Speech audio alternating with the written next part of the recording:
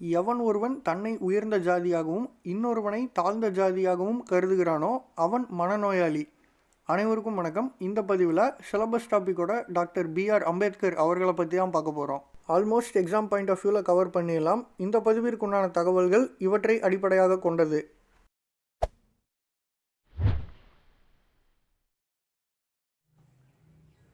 முதல்ல அம்பேத்கர் அப்படிங்கிற பேரை கேட்ட உடனே நினைவுக்கு வரக்கூடிய விஷயங்கள் பற்றி பார்த்துருவோம்.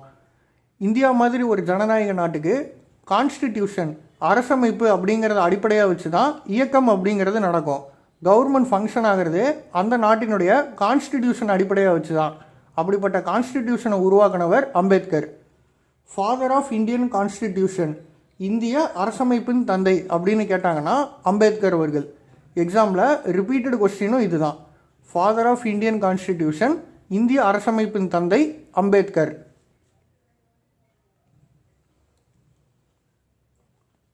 Next chairman of drafting committee of constituent assembly, அரசமைப்பு நிர்ணய சபையின் வரைவு குழுவின் தலைவர் யார் அப்படின்னு கேட்டாங்கன்னாலும் அம்பேத்கர் தான். சேர்மேன் ஆஃப் டிராஃப்டிங் கமிட்டி, வரைவு குழுவின் தலைவர் யாருன்னு கேட்டால் Ambedkar.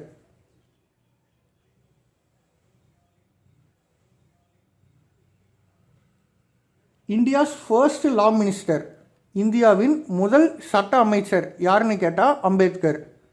First law minister of India, இந்தியாவின் முதல் சட்டத்துறை அமைச்சர் Ambedkar.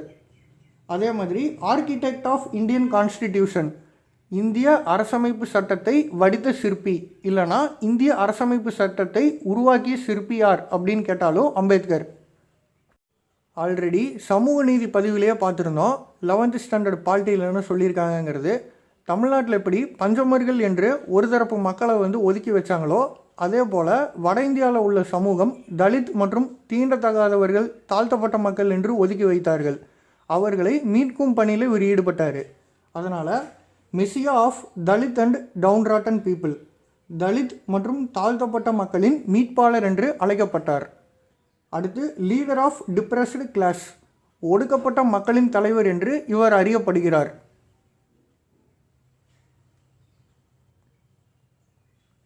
Custodian of social justice, சமூக நீதியின் பாதுகாவலர் என்று அழைக்கப்பட்டவர் அம்பேத்கர் அவர்கள். அடுத்து அம்பேத்கர் பற்றின பர்சனல் டீட்டெயில்ஸ் ஜஸ்ட் என்ன அப்படிங்கிறத தெரிஞ்சுக்கலாம். அவருடைய இயற்பெயர் பீம்ராவ் ராம்ஜி. அவருடைய இயற்பெயர் பீம்ராவ் ராம்ஜி. இதிலிருந்து அவருடைய பெற்றோர் பெயரை ஞாபகம் வச்சுக்கலாம். அது எப்படிங்கிறத பின்னாடி சொல்கிறேன். He is popularly known as Baba Saheb. அவர் பாபா சாஹேப் அம்பேத்கர் என்று பிரபலமாக அழைக்கப்பட்டார்.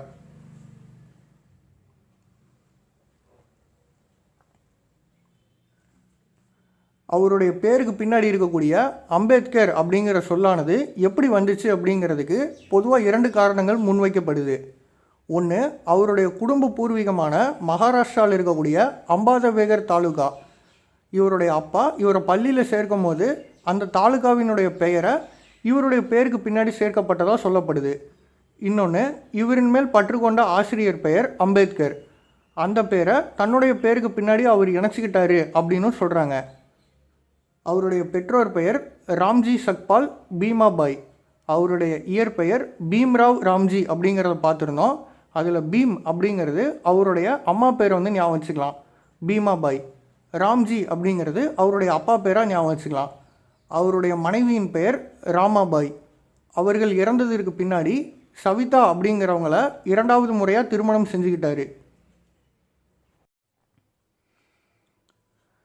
அடுத்து அம்பேத்கர் அவர்களை பற்றின பேசிக் டீட்டெயில்ஸ் பார்த்துருவோம். அவருடைய பிறந்தநாள் 14 ஏப்ரல் 1891. அவருடைய பிறந்தநாளை பீம் ஜெயந்தி அப்படின்னு கொண்டாடுறாங்க. அவருடைய பிறந்தநாள் 14 ஏப்ரல் 1891. இன்றைக்கி மகு அப்படின்னு அழைக்கப்படக்கூடிய மகவு அப்படிங்கிற இடத்துல தான் பிறந்தார். அது மத்திய பிரதேசத்தில் இருக்குது. அவருடைய இறந்த நாள் 6 டிசம்பர் 1956. அவருடைய நினைவு நாளாக மகா பரிநிர்வான் திவாஸ் அப்படின்னு அனுசரிக்கப்படுது.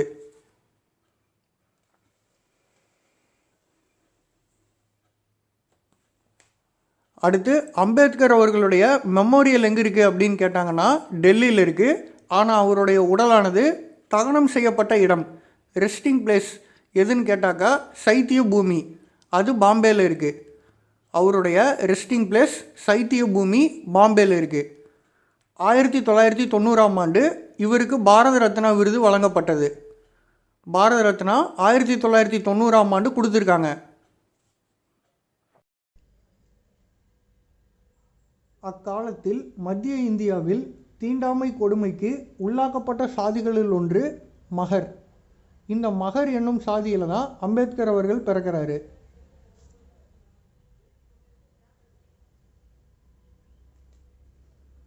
அவர் எல்ஃபின்ஸ்டோன் ஹை ஸ்கூல் மும்பையில் படிக்கிறாரு. Ambedkar was first to matriculate from his community. Ambedkar அவரது சாதியில் முதன்முறையாக 10ஆம் வகுப்பை நிறைவு செய்தவர். 1907 எல்ஃபின்ஸ்டன் ஹை ஸ்கூலில் படித்து முடித்ததுக்கப்புறம் பாம்பே யூனிவர்சிட்டி கட்டுப்பாட்டில் இருக்கக்கூடிய எல்ஃபின்ஸ்டோன் காலேஜில் அம்பேத்கர் சேர்றாரு. 1912 முடிவில் BA economics and political science, பொருளாதாரம் மற்றும் அரசியல் அறிவியலில் இளங்கலை பட்டம் பெறுகிறார் அம்பேத்கர் அவர்கள்.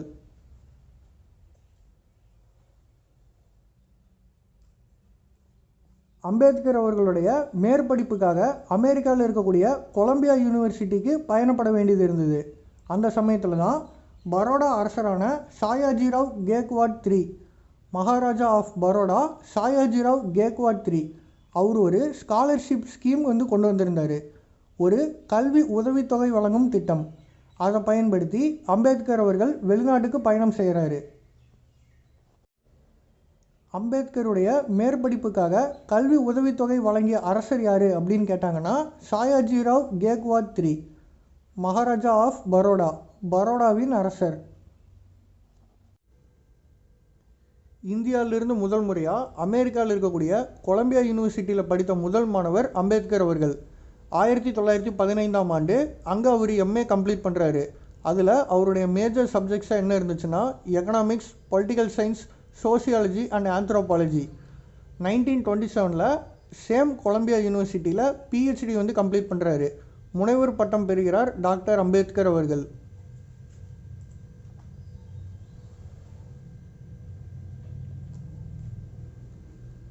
அவர் அமெரிக்காவில் எம்ஏ கம்ப்ளீட் பண்ணதுக்கப்புறம் அவருடைய ஸ்காலர்ஷிப் முடிவுக்கு வருது. அதற்கப்புறம் 1922ஆம் ஆண்டு பேரிஸ்டர் அட் லா, சுருக்கமாக பாரட் லா, லண்டனில் இருக்கக்கூடிய கிரேயின்ஸ் கல்வி நிறுவனத்தில் படித்து முடிக்கிறாரு.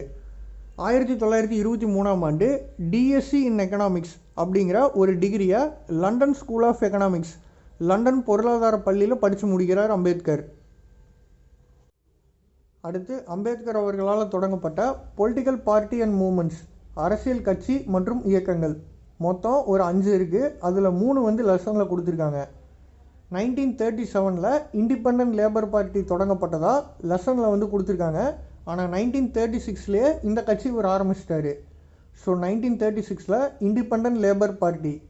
1936ஆம் ஆண்டு சுதந்திர தொழிலாளர் கட்சியை தொடங்கினார் அம்பேத்கர். 1942 ஷெட்யூல்டு கேஸ்ட் ஃபெடரேஷன், பட்டியல் இனத்தவர் கூட்டமைப்பை உருவாக்கினார் அம்பேத்கர் அவர்கள். மொத்தம் 2. 1936 சுதந்திர தொழிலாளர் கட்சி, 1942 பட்டியல் இனத்தவர் கூட்டமைப்பு.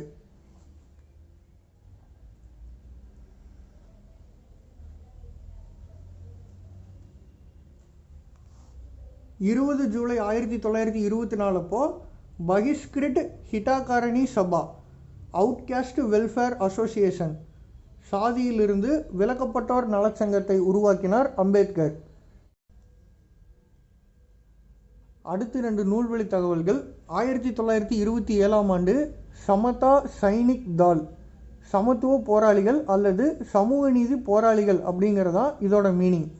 சோசியல் ஈக்குவாலிட்டி ஆர்மி அப்படின்னு ஒன்று அம்பேத்கர் ஃபார்ம் பண்ணுறாரு. Samata Sainik Dal. 1955 Buddhist society of India, Bharatiya Bauddha மகாசபையை அம்பேத்கர் உருவாக்கினார். 1955 Buddhist society of India, Bharatiya Bauddha Mahasabha. 1927 Samata Sainik Dal. Next Ambedkar அவர்களுடைய வாழ்க்கையில் நடந்த முக்கிய நிகழ்வுகள், இம்பார்ட்டன்ட் ஈவெண்ட்ஸ். குறிப்பாக எக்ஸாம் பாயிண்ட் ஆஃப் வியூவில் வந்து நம்ம பார்ப்போம். இதை பற்றி மேலும் அறிஞ்சிக்கணும்னா இந்த லெசன்ஸ் எல்லாம் வந்து படிங்க. அப்படி இல்லைன்னா அவருடைய வாழ்க்கை வரலாறு புத்தகத்தை வாங்கி படிங்க. 20 மார்ச் 1927 மகத் மார்ச் இல்லைனா மகத் சத்தியாகிரகா மகத் பேரணியை நடத்தினார் அம்பேத்கர் அவர்கள். அது எதற்காக நடத்தப்பட்டதுன்னா பொது இடத்தில் குடிநீருக்கான உரிமை மீட்பு போராட்டம். சவுகார் குளம் அப்படிங்கிறது மகத்துங்கிற ஊரில் இருக்குது. அந்த ஊரில் இருந்த சமுதாய மக்கள் ஒரு தரப்பு மக்களை தீண்டத்தகாதவர்கள் அன்டச்சபிள் கேஸ்ட்னு சொல்லி ஒதுக்கி வச்சுருந்தாங்க.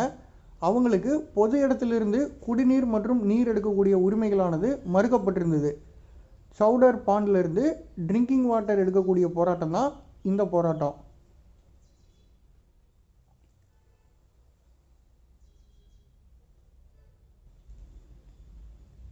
அம்பேத்கர் 3 வட்டமேசை மாநாட்டிலும் கலந்து கொண்டார். Ambedkar attended all 3 round table conferences.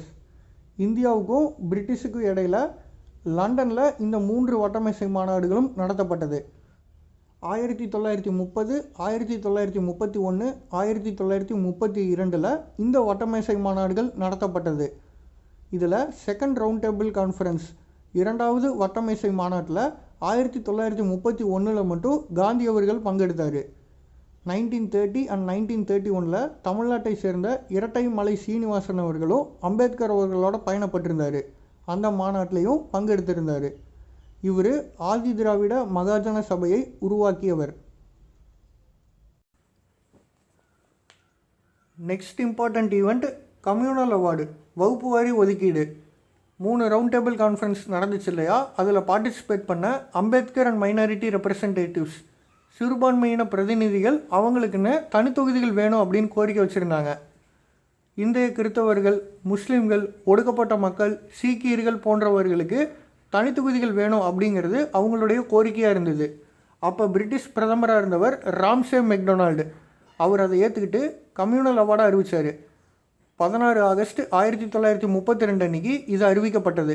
இது மக்களை பிரிக்கக்கூடிய செயல்னு காந்தியடிகள் மற்றும் பிற இந்திய தேசிய காங்கிரஸ் தலைவர்கள் கருதுனாங்க. அதனால் காந்தியடிகள் சிறையில் உண்ணாவிரதம் இருக்க ஆரம்பித்தார்.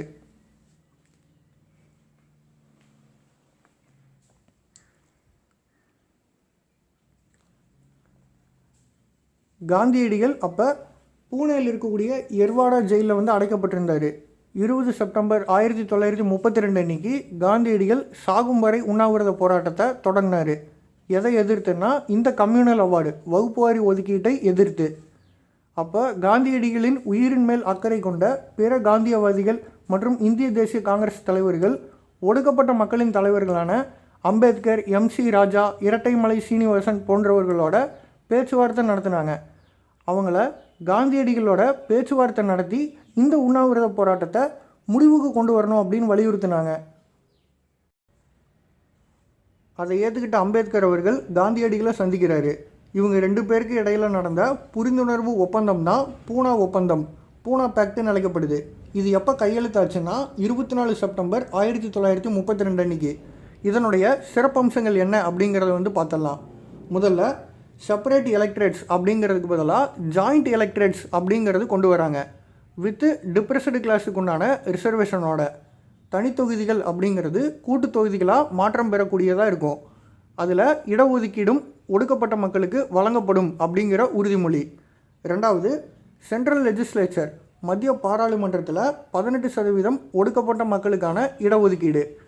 அதே போல் தொகுதிகளில் 71 அப்படிங்கிறது 148 சீட்ஸாக இன்க்ரீஸ் பண்ணுறது. இதெல்லாம் தான் இந்த பூனா ஒப்பந்தம் இந்தியன் நேஷனல் காங்கிரஸ் சார்பாக இருந்த காந்தி அவர்களுக்கும் அப்போது ஒடுக்கப்பட்ட மக்களின் பிரதிநிதியாக இருந்த அம்பேத்கர் அவர்களுக்கும் இடையே போடப்பட்ட ஒப்பந்தத்தின் சிறப்பம்சங்கள். காந்தி அண்ட் அம்பேத்கர் மீட்டிங்க்கு அப்புறம் காந்தியடிகள் சமூகத்தில் நிலவக்கூடிய அவலங்களை ஒழிக்கிறதுக்காக இன்னும் கடுமையாக பாடுபட ஆரம்பிக்கிறாரு. அவர் டிப்ரெஸ்டு கிளாஸ் பீப்புளை ஹரிஜன் அப்படின்னு அழைக்க ஆரம்பித்தார். அதாவது தாழ்த்தப்பட்ட அல்லது ஒடுக்கப்பட்ட மக்களை கடவுளின் குழந்தைகள் அப்படின்னு பொருள்படக்கூடிய ஹரிஜன் அப்படிங்கிற வார்த்தையை அவர் பயன்படுத்த ஆரம்பிக்கிறாரு. 24 செப்டம்பர் 1932 அன்னைக்கு பூனா பேக்ட் வந்து சைன் ஆகிருக்கும். அது சைன் ஆகி 6வது நாள் அப்போ ஜெயிலில் இருக்கும்போது 30 செப்டம்பர் 1932 அன்னைக்கு ஹரிஜன் சேவக் சங் ஹரிஜனர் சேவை சங்கம் அப்படின்னு ஒன்று காந்தியடிகள் வந்து ஆரம்பிக்கிறாரு. டெம்பிள் என்ட்ரி டே, கோவில் நுழைவு நாள், தீண்டாமையை ஒழிப்பதற்கான முதல் படியாக காந்தியடிகள் அனைத்து தாழ்த்தப்பட்ட வகுப்பு மக்களோடு சேர்ந்து 8 ஜனவரி 1933 அன்னைக்கு இந்தியாவில் இருக்கக்கூடிய அனைத்து இந்திய தேசிய காங்கிரஸ் சார்பாகவும் கோவிலில் நுழையக்கூடிய போராட்டத்தை எடுக்கிறாரு. அதன்படி அவங்களுடைய உரிமையை நிலைநாட்டுறதுக்குண்டான முதல் அடியாக அவர் வந்து பார்த்தாரு. 8 ஜனவரி 1933 கோவில் நுழைவு நாள், டெம்பிள் என்ட்ரி டே. அம்பேத்கரனுடைய போராட்டங்களை பிரிட்டிஷ் அரசாங்கம் அங்கீகரித்தாங்க. அதுபோக அப்போ இருந்த இந்தியன் கவர்னர் ஜெனரலான லார்டு லின்லித்கோ 2வது உலகப்போர் நடக்கும் சமயத்தில் டிஃபென்ஸ் அட்வைசரி கமிட்டி, பாதுகாப்பு ஆலோசனை குழுவில் அம்பேத்கர் அவர்களை ஒரு உறுப்பினராக சேர்த்துக்கிட்டாரு. இது 1941 வந்து நடந்தது. 1942 லெசனில் வந்து கொடுத்துருக்காங்க. 1942 லார்டு லின்லித்கோ அம்பேத்கருக்கு மினிஸ்டர் ஆஃப் லேபர் பதவி வந்து கொடுத்தாரு.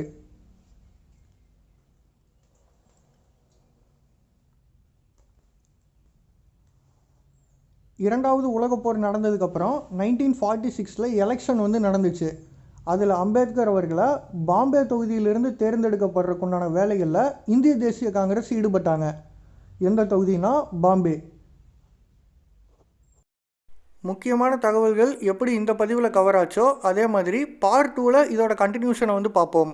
ஒரு சின்ன ரெக்கமெண்டேஷன், பார்ட் 2 வீடியோ பார்க்குறதுக்கு முன்னாடி சமூக நீதி மற்றும் சமூக நல்லிணக்கம், social justice and social harmony அப்படின்னு ஒரு வீடியோ பிளேலிஸ்ட்டில் வந்து இருக்கும்.